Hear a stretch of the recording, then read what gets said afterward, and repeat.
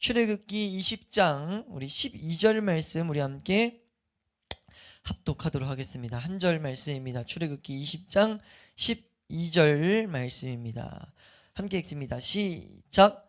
내 부모를 공경하라. 그리하면 내 하나님 여호와가 내게 준 땅에서 내 생명이 길리라. 이미 갈라디아서에서 우리에게 말했다고요. 이 율법은 우리로 하여금, 이 계명은 우리로 하여금 그리스도께로 인도하는 초등교사의 역할을 분명히 감당하고 있어요. 이 십계명을 우리가 붙들고 어떻게 해야 되느냐. 이 십계명은 그러니까 안내판과 표지판과 같아요. 어떤 표지판이냐. 험난한 세상 가운데 우리가 하나님의 사람으로 살아가도록 계속해서 걸음걸음마다 보여주는 안내판이에요. 이 방향으로 가되 계속해서 알려준다고요. 그래서 십계명을 뚜렷이 세워놔야 될 줄로 믿습니다. 그래서 이제 우리가 그 계명에 따라서 5계명까지 오게 됐는데, 이 계명이 어떻게 해서 우리에게 안전선, 안내판의 역할을 하는가. 이 계명이 우리가 어떤 것인지 잘 알고 세워놓으면은 우리가 이 계명을 내가 이제 지켜야지가 아니에요. 물론 지켜야지가 먼저 시작이에요. 그래서 지켜야지의 목적이 지킬 수 있다에 닿는 게 아니라 난 지킬 수 없다. 근데 지켜야지도 뭐 어떤 마음이냐면 이걸 지키려고 할 때 지키지 못하는 내 모습을 발견하게 될 것이고, 이 계명과 다르게 살고 있는 내 모습이 보일 거라고요. 어쨌든 안 되는 내 모습이 보일 때 한번 따라할까요?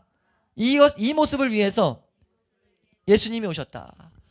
그래서 그 예수님 앞에 이 자아를 내려놓을 수 있도록, 이 모습을 처리될 수 있도록 계속 자백하며 은혜를 구하는 그 작용이 우리 가운데 일어나도록 우리가 이 말씀을 세워놔야 된다는 거예요. 그러니까 이 십계명은 끊임없이 우리를 그리스도께로 계속해서 인도한다는 거죠. 인도해서 그리스도의 은혜가 우리 가운데 닿을 때, 우리의 죄가 하나님 앞에, 이제 예수님 앞에서 십자가 안에서 처리될 때 우리는 그 가운데 자유함을 또 느끼고, 그 가운데 감사를 느끼고, 그 가운데 하나님과의 교제의 기쁨을 누리고, 우리가 하나님 백성이라는 교제의 기쁨이 우리 그 목적을 가지고 나아가는 자들에게 주어진다고요. 이 목적을 품을 수 있는 건 그리스도인이 아니고서는 온전히 품을 수가 없단 말이에요. 이것을 온전히 품고 나아가는 것이 우리 가운데 있어질 때 우리의 삶에 내가 우리 요한일서에서 가르치는 것처럼 내가 하나님 안에 있구나, 하나님이 내 안에 있구나 하면서 그 사랑이 우리 가운데 공급되고, 그 사랑으로 최고의 계명인 형제사랑의 열매들 향해 열매들의 힘들이 공급된다고요. 그럼 또 공급된 만큼 순종해서 부지런히 내 주변의 이웃들에게 사랑으로 섬기며 우리가 살아가는 것, 우리 그리스도인의 사명인 줄로 믿습니다. 그래서 우리가 이제 5계명을 볼 텐데, 간단히 5계명을 한번 보면요, 5계명은 이제 이렇게 적혀 있죠. 우리 다시 한번 12절 다시 한 번만 읽겠습니다. 시작.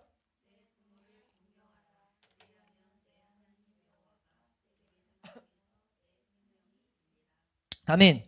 네, 지금 5계명, 10계명 중에 5계명은 내 부모를 공경해라. 그리하면 내 하나님 여호와가 내게 준 땅에서 내 생명이 길 거다 라고 말하는데요, 우리의 계명을 자세히 좀 더 보기 전에 먼저 하나 우리는 한번 간단히 좀 보고 가야 될 것이, 10계명의 구분에 대해서 논란이 엄청 많아요. 그러니까 이거는 우리 그 웨스트민스터에서 보면은 이 10계명의 구분을 1에서 4, 5에서 10으로 나눴습니다.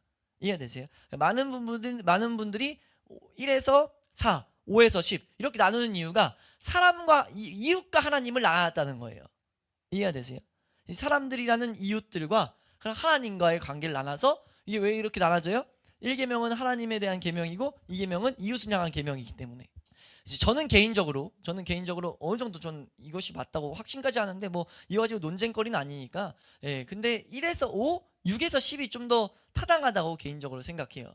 그 이유는 무엇이냐면은 크게 세 가지가 있는데, 크게 이렇게 보는 세 가지는, 첫 번째 이 계명 가지만 봤을 때 부모님은 성경 어디서도 이웃의 역할을 하고 있지 않아요. 부모님은 하나님의 역할을 했으면 했지, 하나님을 투영하는 대상이면 대상이지, 이 부모님이 이웃이라는 이제 그런 입장으로 나오지 않는다는 거예요. 그러니까 어디서도 동등되다고 말하고 있지 않습니다. 이해되세요? 동등되다고 말하고 있지 않아요. 근데 우선은 부모라는, 전체적으로 봤을 때 부모라는 개념은 이웃이 아니라 윗사람이다. 분명히 이제 그리고 하나님 되는 개념이다 라는 게 있고, 이거 외에도 우리가 이제 표면적인 이유로 뭘 볼 수 있냐면, 우리 지금 10계명의 돌파는 사라졌단 말이에요. 돌파는 사라졌는데 그 구전 전승으로 남아있는 것들은 있어요. 왜 남아있냐면 유대인들이 아직 살아있으니까.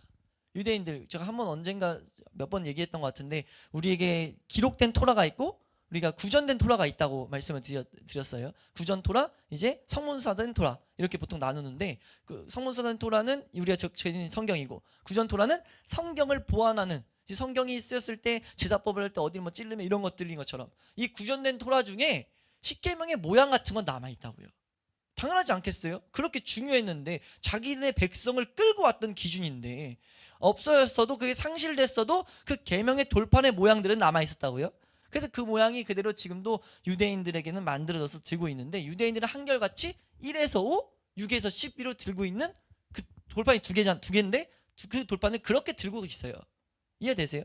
그러니까 우리가 어렴풋이 하나님은 분명히 1에서 5, 6에서 10을 적어서 줬을 것이다 라고 생각을 하게 되죠. 그게 또 하나고 그건 또 하나 너무 추측이라면 이 계명을 잘 좀 봐도 1에서 10계명을 봐도 하나의 구분을 지을 수 있는 내용이 나오는데 이 이웃들과 관련할 때 이제 계명만 주어져요. 근데 하나님과 관련된 계명에는요 한결같이 여호와 하나님이 등장합니다.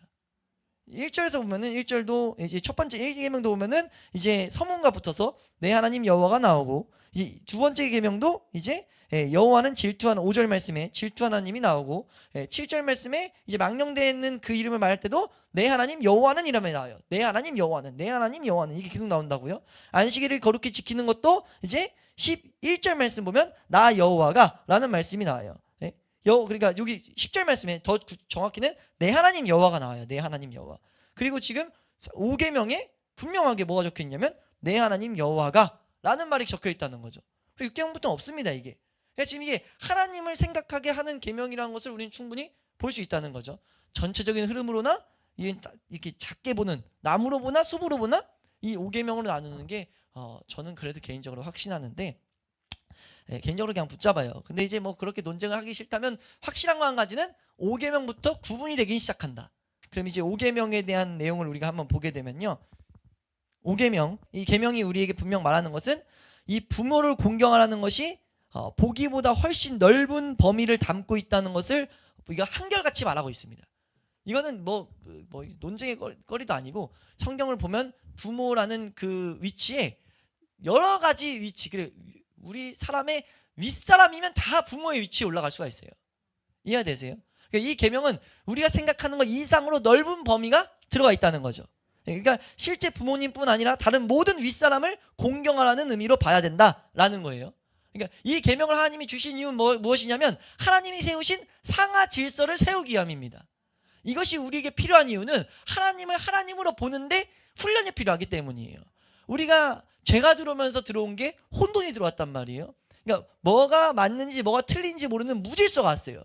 질서가 없어지다 보니까 사람 안에는 이 무질서가 더 익숙합니다. 그리고 그것을 만들어낸 배경이 뭐냐면 사람 안에 있는 배경이 뭐냐면 교만이에요. 그러니까 모든 죄의 근원이라고 했을 때 두 가지를 뽑는데 그 아예 1차적으로 뽑는 건 교만입니다. 그리고 이제 죄를 짓는 것에 마음으로 짓는 죄의 근원으로 볼 수 있죠. 교만을. 나타나는 죄의 마음으로도 있지만 하나의 또 다른 죄는 탐욕이에요. 그래서 이 5계명은 교만을 다루고 마지막 10계명은 탐욕을 다뤄요. 이제 계명들이 다 우리 마음적인 죄들을 계속 다루는데 어찌됐든 우리 안에 교만이라는 큰 죄가 있다는 것을 우리는 잊으면 안 돼요. 근데 이 교만이란 것은 우리가 조금만 해도 이 교만이 우리 가운데 숨어가지고 안 교만한 척하면서 교만이 우리 가운데 장악할 수 있기 때문에 하나님이 그걸 아시고 지금 이 계명 가운데 이 딱 가운데 이걸 세우셔서 약속 있는 첫 약속까지 담으면서 우리가 가장 바라는 잘 되는 것, 오래 사는 것, 그 약속을 주시면서까지 뭐라고 하시냐면 이 계명은 철저하게 너희 삶 가운데 세워야 돼 라고 말씀하신다는 거죠. 지금 이 계명이 약속 있는 첫 계명입니다. 함께 읽습니다. 시작.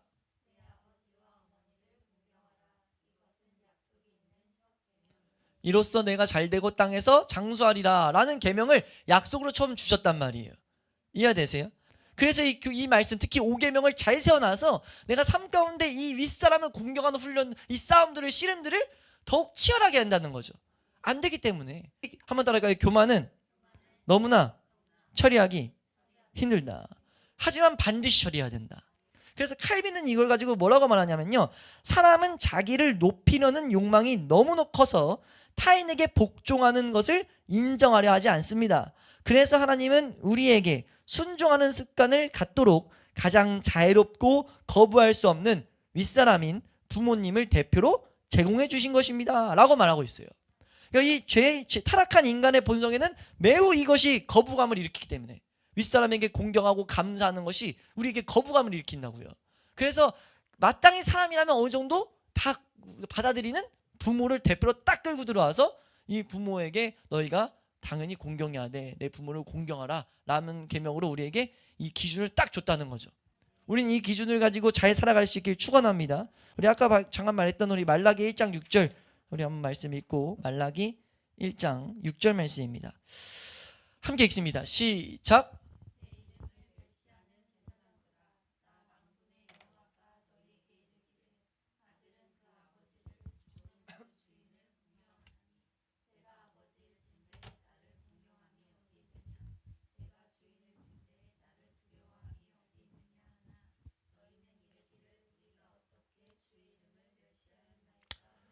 아멘. 네. 지금 이렇게 지금 하나님이 하나님을 마땅히 공경해야 되는데 그것이 안 되기 때문에 이 훈련을 위해서 이 계명을 우리에게 주셨다는 거예요.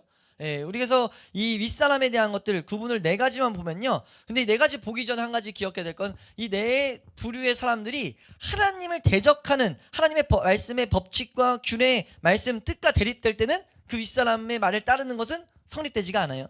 충돌될 때는. 그래서 네 가지 구분이 어떻게 되어 있느냐. 첫 번째는 당연히 이 말씀에 1차적으로 주어지는 자녀는 부모에게 의무를 다해야 된다는 거예요. 그러니까 부모님을 사랑하며 존경하는 마음을 잃지 않도록 주의해야 돼요. 잃어버릴 수 있기 때문에. 예수님께서 이 세상에서도 부모님, 예수님으로 이 하나님으로 오셨지만 부모님에게 순종했단 말이에요. 그 모범처럼 우리가 부모에게 복종해야 돼요. 우리 골로새서 3장 20절 말씀 보면요. 골로새서 3장 20절 말씀 함께 읽습니다. 시작. 자녀들아 모든 일에 부모에게 순종하라. 이는 주 안에서 아멘. 지금 부모에게 순종하는데 모든 일에 지금 순종하라는 거예요. 그냥 뭐 너가 가리지 말고 그냥 모든 일에 우선 순종하라는 거죠. 근데 이 세상은 어떻게 해요? 자녀들이 머리 좀 더 커지기 시작하면 우리가 실제적으로 부모님보다 더 아는 것들이 많아질 수 있단 말이에요. 그러면 그거 알았다고 부모님이 말했든 말든 내가 아는 거 가지고 막 바득바득 우리는 이게 맞다라고 말하는데 이거 하나님 잘못됐다는 거예요. 이게 너희의 진리와 부딪히지 않으면 우선 부모님 말씀하시면 무조건 내가 예 하고 나아가야 된다는 거죠. 근데 우리가 그걸 용납해야 안 해요? 우리 타락한 본성은 용납이 안 된다는 거예요. 아니 이게 맞는데 왜요? 이게 된다는 거죠. 그렇게 되면 안 된다는 겁니다. 먼저 부모 마음을 이 순종의 1차적인 건 부모 마음을 기쁘게 할 의무가 자녀에게 있다는 겁니다. 그래서 이걸 가지고 십계명 할 땐 꼭 윗사람의 의무도 말하긴 하는데 우리 계명만 본 거기 때문에 우리 말씀 자체는 분명히 이게 우리가 순종을 해야 되는데 어떻게 순종해야 되냐? 모든 일에 우리는 순종해야 된다는 거죠. 왜 그렇게 말씀하시겠어요? 부모를 기쁘게 하는 것이 자녀의 마땅한 하나님의 일이라는 거예요. 뭐 사실관계, 뭐 이해관계, 이익관계 그런 게 중요한 게 아니고 요즘 너무 많잖아요. 부모님들이 뭐 재정 능력이 없으면 뭐 드라마 같은 데 보면 부모님이 돈 못 벌어주니까 자녀들이 머리 커가지고 뭐 나에게 해준 게 뭐가 있는데 하면서 이렇게 하는데 이거 하나님 보시기에는 진짜 하나님이 책망을 쏟아서 받을 일이라는 거죠. 왜 그렇게 했어요? 1차적으로 부모님이란 분은 우리에게 생명을 주신 분인데 그런 것조차 기본조차 생각 못한다는 거예요. 그런 사람은 마땅히 하나님을 공경을 못한다는 거죠. 아니 이 세상에서도 그런데 내가 뭐 좀 납득 안 되면 이스라엘 백성처럼 하나님이 말라기 아까 말씀 읽었던 것처럼 하나님이 나한테 뭐 해줬는데요. 이 불평하는 마음을 다스릴 수가 없다는 거예요. 그리고 그 마음의 깊숙한 곳에는 근원에는 그런 마음을 갖게 하는 데는 교만이 들어있다는 거죠. 내가 무조건 맞아. 이것을 우린 발견해낼 수가 없어요. 근데 이 계명을 세워놓고 기도하다 보면 내가 맞다는 것만 가지려는 그것이 있다는 거죠. 실제 맞는 일이라도. 그래서 우리는 이 말씀을 통해서 우리를 훈련해야 될 줄로 믿습니다. 우리가 그런 훈련이 있기를 소망합니다. 두 번째는 하나님께서 세우신 통치자와 재판관에게 의무를 다해야 된다는 거예요. 우리 베드로전서 2장 13절 14절 말씀 보면요. 우리 함께 읽도록 합니다. 함께 읽습니다. 시작. 인간의 모든 제도를 주를 위하여 순종하되 혹 위에 있는 왕이나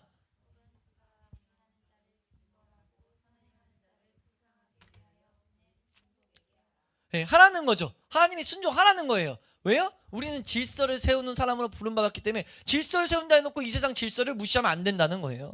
그래서 우리는 이렇게 살 수 있도록 은혜를 구하고 혹 우리가 이 코로나 시대 때 겪었던 것처럼 그런 것들은 따르면 안 되거든요. 예? 교회에서 예배드리지 마 이런 것들을 나라에서 하는 것들은 싸워야 되는데, 그러니까 우리가 뭐 해야 되냐면 1차적으로 위정자들을 위해서 기도해야 돼요. 그들이 하나님을 두려워하는 사람들이 쓰게 하여 주시고 하나님 악한 나라가 되지 않도록 하나님을 반하는 법들을 만들지 않을 수 있도록 우리나라를 굽어 살펴서 은혜를 허락하여 달라고, 마음을 주장해 달라고 우리가 그들을 위해서 기도해야 된다는 거예요. 그러니까 사실 우리가 애국 운동하는 건 마땅히 필요한 일은 맞습니다. 방법들에 있어서 우리가 계속 고민하는 거지. 지금 왜냐하면 나라가 공산주의로 갈 때 교회가 잠잠하면 안 돼요. 왜냐하면 공산주의 자체는 하나의 우상이거든요. 싸울 필요는 있다는 거죠. 네. 근데 그게 우리가 주를 위해서 하고 1차적으로는 기도해야 되고 그들 위해서 기도해야 돼요. 말씀에 분명 말하죠. 디모데전서 2장 1절 2절 말씀 보면요.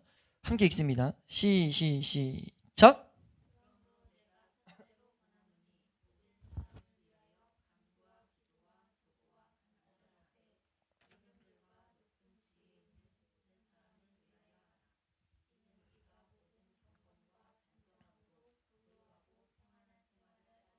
이게 지금 방금 말씀 설명드린 내용을 성경이 분명히 가르치고 있죠. 우리가 이 세상에서 하나님의 사람으로 살아가기 위하여 우리가 그들을 위해서 기도해야 될 필요가 있다는 거예요.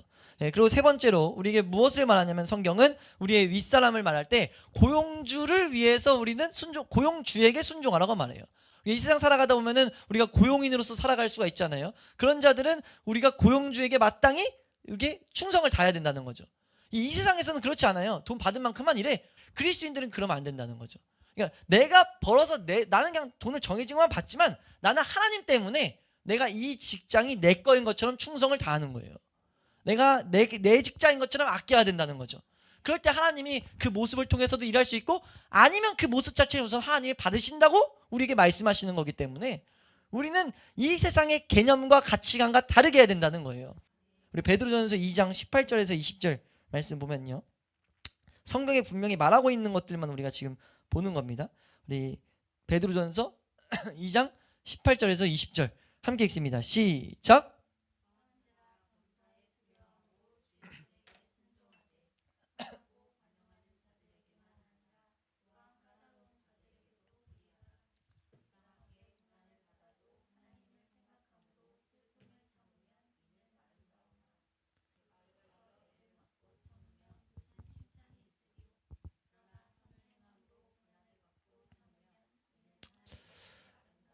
(19, 20절은) 이게 다 포괄이기도 하지만 18절로 당장 이어서 하는 말이잖아요. 지금 18절 말씀 다시 한번 띄워주면, 우리가 사한들하는 우리 시대로 말하면 고용인이에요. 고용인들아, 너희가 지금 주인들에게, 고용주에게 너희가 순종하되 선하고 관용하는 자에게뿐만 아니라, 이건 다른 사람도 다 할 수 있다. 근데 까다로운 자들에게도 그리하라. 나아가서 어느 정도 부당하게 해도, 이게 어느 정도라 말한 이유는 정말 범죄 그런 건 잘못됐다는 거예요. 근데 어느 정도 부당하게 막 해요. 그것조차도 우리는 하나님을 생각함으로 참으면 그거 자체가 뭐가 된다고 하냐면, 하나님이 그걸 아름답게 보시겠다는 거예요.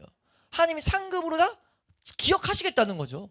질서를 마땅히 세우기 위해서 우리는 이 세상에서 이런 관계라는 거, 5계명과 연관이 있다는 것을 생각하면서 우리가 이 계명에 마땅하게 내가 순종하고 살게 하여 주시옵소서 라는 은혜를 구해야 돼요. 왜냐하면 이건 은혜 안 구하면 못하니까. 이건 우리 힘으로 할 수가 없는 내용이니까. 우리 마지막으로 이거에 관련된 내용 골로새서 3장 22절 함께 읽습니다. 시작. 종들아, 모든 일에 육신의 상전들에게 순종하되 사람을 기쁘게 하는 자와 같이 눈가림으로만 하지 말고 오직 주를 두려워하여 성실한 마음으로 하라. 우리가 그러니까 그리스도인들이 만약 진짜 이 말씀들을 잘 새겨놓고 진짜 하나님 생각하면서 씨름하며 기도하며 살아갈 때 얼마나 그리스도인들이 삶의 모범이 되겠냐고요. 이건 어디선가 밝혀지기 마련이거든요. 그러니까 우리가 근데 이걸 사람의 힘을 할 수 있냐고요. 사람인데, 힘든데. 근데 우리가 하나님 생각하면서 은혜를 구하면서 할 때, 은혜를 구하면서 우리가 그런 일들을 해나갈 때 우리를 통해서 충분히 직장들이 변화되고 할 수 있다는 거예요. 우리가 그런 열매를 볼 수 있는, 우리가 그런 것들을 잘 가르쳐서 열매를 볼 수 있는 우리 교회 될 수 있기를 소망합니다. 그리고 마지막으로 이 관계가, 첫 번째는 부모, 두 번째는 이 나라의 위정자, 세 번째는 우리 직접적인 고용주, 네 번째는 하나의 넓은 의미에서 목회자와 우리 지금 이 관계 또한 이 다섯 번째 계명에 해당된다고 말을 해요. 우리 히브리서 13장 17절 말씀 보면요. 히브리서 13장 17절 말씀. 히브리서 13장 17절 함께 읽습니다. 시작.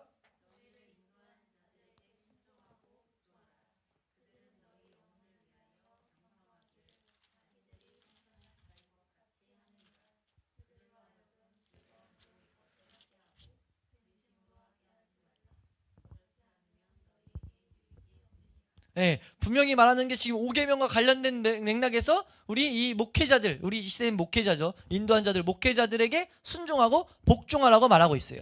교회가 이런 관계가 돼야 된다는 거죠.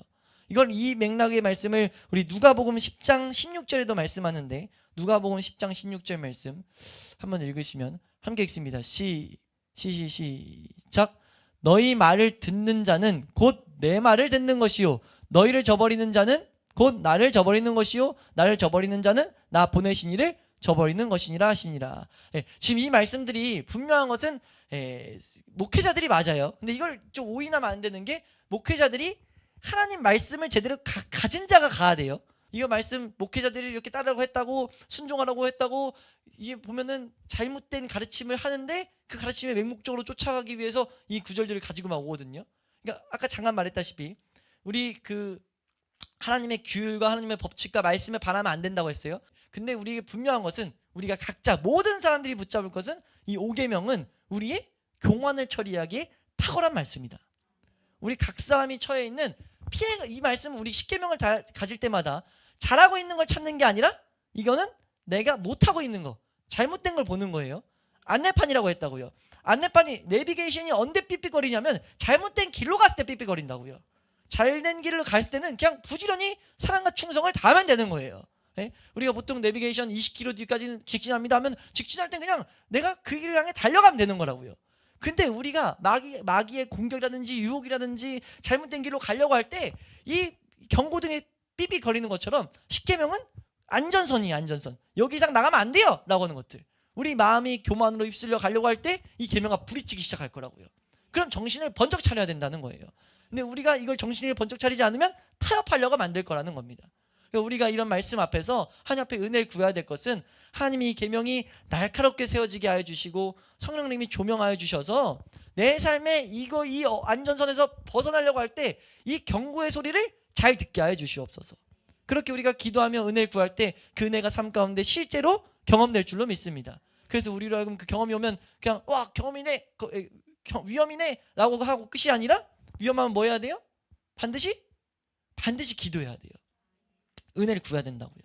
기도하는 건 은혜를 구하는 거니까, 하나님 나를 불쌍히 여겨주시고 성령의 은혜로 더욱더 이 상황을 보게 하여 주시고, 하나님 이것과 내가 싸울 수 있는 은혜를 허락하여 주시옵소서. 이 말씀을 즐거워할 수 있는 은혜를 허락하여 주시옵소서. 내 힘으로 안 됩니다. 그러니까 하나님 앞에 그렇게 무릎 꿇고 있을 때 하나님께서 우리에게 하나님의 은혜와 하나님의 위로와 힘을 공급하실 줄로 믿습니다. 우리가 그것을 경험하는 우리 교회가 될 수 있기를 주의 이름으로 축원합니다.